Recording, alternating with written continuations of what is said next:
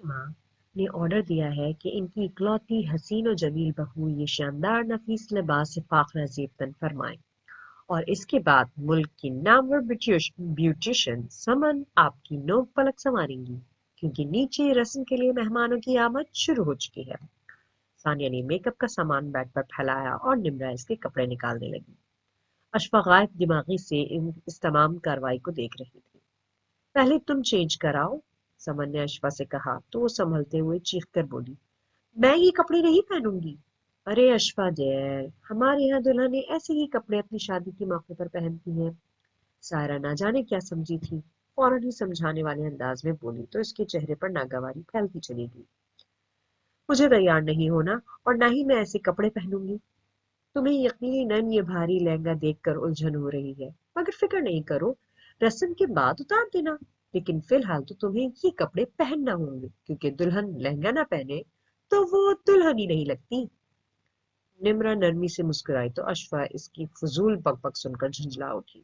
اسی پل عطیہ کمرے میں داخل ہوئی تھی۔ انہیں صورتحال سمجھنے کے لیے بس کچھ ہی پل لگے تھے۔ انہوں نے بچیوں کو نرمی سے مختلف کاموں کے لیے چند منٹوں کے لیے باہر بھیجا اور پھر اشفا کی طرف متوجہ ہو گئی۔ بس اتنا ہوا تھا کہ جب نمرہ ثانیہ لوگ دوبارہ کمرے میں واپس داخل ہوئی تو اشفا روئی روئی آنکھیں لیے لہنگا پہنے بیٹھی تھی اور عطیہ چچی کمرے میں پھیلی چیزیں سمیٹ رہی تھی۔ انہوں نے نمرہ کو اشارہ کیا۔ سمن نے آگے بڑھ کر اشفا کا میک اپ کرنا شروع کر دیا۔ جب وہ تیار کرتی رہی تھی، عطیہ ان کے قریب بیٹھی ہلکی پھلکی باتیں کرتی رہی۔ میک اپ کے بعد اشفا کے سر پر دوپٹہ سیٹ کیا گیا اور اس کے بعد عاشر کیمرہ اٹھایا اندر چلا آیا۔ ایک اور ناقابل برداشت کام۔ عامر کسی ماہر فوٹوگرافر کی طرح ہدایت دے رہا تھا اور عاشر تصویریں اتار رہا تھا۔ بھابھی یوں کرے، ایسے کھڑی ہوں ویسے کھڑی ہوں۔ اشفا کا لال بھبو کا چہرہ دیکھ کر عطیہ نے عاشر کو منع کیا کہ اس وقت اتنا ہی کافی ہے۔ پھر جب نمرہ ثانیہ اسے تھام کر نیچے لائیں تو اتنے لوگوں کے بیچ میں مرکز نگاہ بن کر بیٹھنا اور بھی دشوار ہو گیا۔ تائی امی اسے آتا دیکھ کر اپنی جگہ سے اٹھی۔ پھوپھو نے بھی ان کی پیروی کی تھی۔ تائی امی نے اس کے سر سے ڈھیروں پیسے لگا کر خیرات کیے، محبت سے پیشانی چوم کر ڈھیروں دعائیں دی۔ میری دھی رانی تو رج رج کے سونی ہے، وہ بڑے فخر کے عالم میں سب کو بتا رہی تھی۔ لوگوں کی حسد اور رشک سے بھری نگاہیں اشفا کا طواف کر رہی تھیں۔ اسے اس بات کا علم نہیں تھا کہ کسی اور کی رت جگہ کی سرخی لیے نحول رنگ نگاہیں بھی اس کے گرد چکر لگا رہی ہیں۔ اشفا اس بات سے بے خبر تھی کہ کسی اور کا دل اس پل لہو لہو ہو رہا ہے، کسی اور کے دل کی سرزمین اجڑ رہی ہے، دل کے شہر میں تلاطم برپا ہے، دل خون کے آنسو رو رہا ہے، خواب کا محل گر رہا ہے، امنگیں دم توڑ چکی ہے۔ اشفا اپنے ہی غم کو سینے سے لگاتی ادموئی ہوئی جا رہی تھی۔ اسے کسی اور کی خبر بھی کیا ہوتی، اس پر تو ظلم کے پہاڑ ٹوٹ پڑے تھے۔ وہ احتجاج کرتی بھی تو کیا، یہ ظلم کرنے والا کوئی اور نہیں بلکہ اس کے اپنے والدین تھے۔ اپنے خود ساختہ غم میں نڈھال اسے پتہ نہ چل سکا کب مہوش اس کے برابر آ کر بیٹھ گئی تھی۔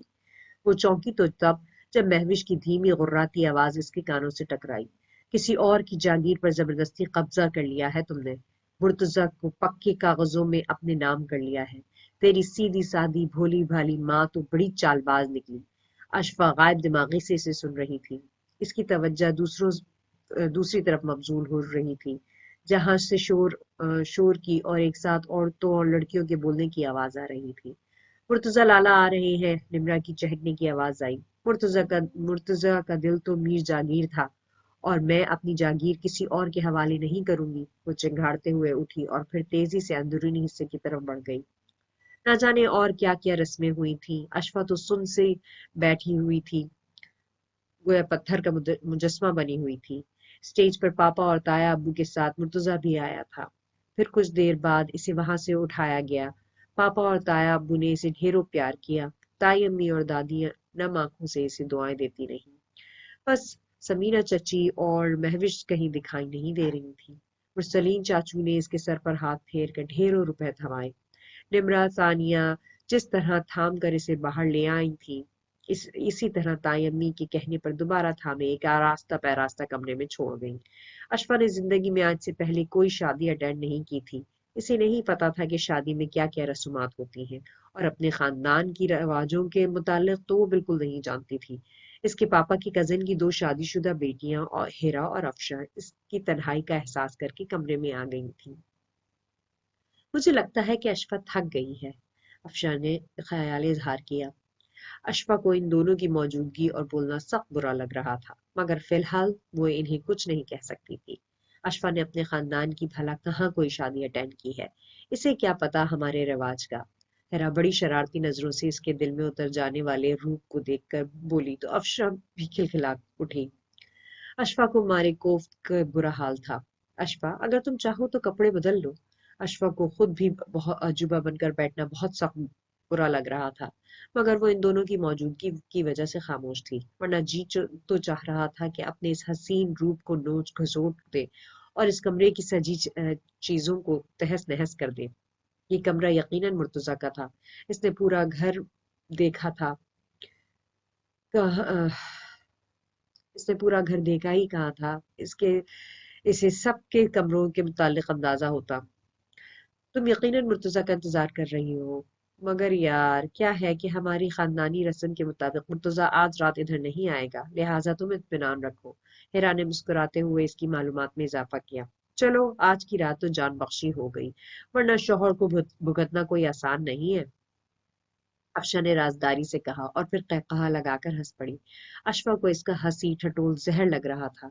تم شکر کرو یار کہ تمہاری ساس بہت اچھی ہے، ورنہ شوہروں کے ساتھ ساتھ خطرناک ساسوں سے بھی نمٹنا بہت مشکل کام ہے۔ تو اور کیا، رات بھر میاں کو بھگتو، ان کا جی بہلاؤ اور دن بھر سسرالیوں کے نخرے برداشت کرو۔ افشا نے ایک اور کھنکھناتا قہقہا لگایا۔ ویسے تم خوش نصیب ہو اشفا کہ تمہیں مرتضیٰ جیسے شخص کا ساتھ ملا ہے، اس جیسا تو کوئی ہے ہی نہیں۔ اگر مجھے ابھی بھی مرتضیٰ کی طرف سے شادی کی آفر ہوتی تو میں ایک منٹ کی بھی دیر نہ لگاتی۔ ہیرا انتہائی دل سوزی سے بولی تھی، انداز میں بھرپور شرارت تھی۔ وہ دونوں بہنیں بہت زندہ دل تھیں، مگر اشفا کو ان کی زندہ دل خوش مزاجی بہت چبھ رہی تھی۔ یہ خاتون مرتضیٰ سے پورے 9 سال بڑی ہیں، افشا نے رازداری سے اشفا کے قریب جھک کر کہا تو ہیرا بلبلا اٹھی۔ تم نے 1 سال زیادہ کر دیا ہے، میں صرف 8 سال بڑی ہوں مرتضیٰ سے۔ صرف 8 سال؟ افشا نے آنکھیں پھیلائیں۔ 8 سال کا فرق اتنا زیادہ تو نہیں، ہیرا ڈھٹائی سے بولی۔ اسی پل اس کا 3 سالہ بیٹا بھاگتا ہوا آیا تو وہ اپنے بیٹے کو چومنے لگی تھی۔ ویسے یار مجھے تو مرتضیٰ بیچارے پر ترس آ رہا ہے، آخر اس کا حق ہے کہ وہ اپنی خوبصورت بیوی کا جی بھر کر دیدار کرے۔ افشا نے تعصب سے سر ہلایا تو ہیرا نے بھی بھرپور تائید کی۔ میرا خیال ہے کہ اس وقت ایک ملاقات کا ہونا بہت ضروری ہے، ہیرا پرسوچ انداز میں بولی۔ تم اپنا خیال اپنے پاس رکھو، اگر ملاقات طویل ہو گئی تو ہماری تمہاری پیشی لگ سکتی ہے۔ افشا نے مسکراتے ہوئے ہیرا کے خیال کو رد کیا تو وہ بھی تائید میں سر ہلانے لگی۔ اس نقطے پر تو میں نے غور ہی نہیں کیا۔ And of episode.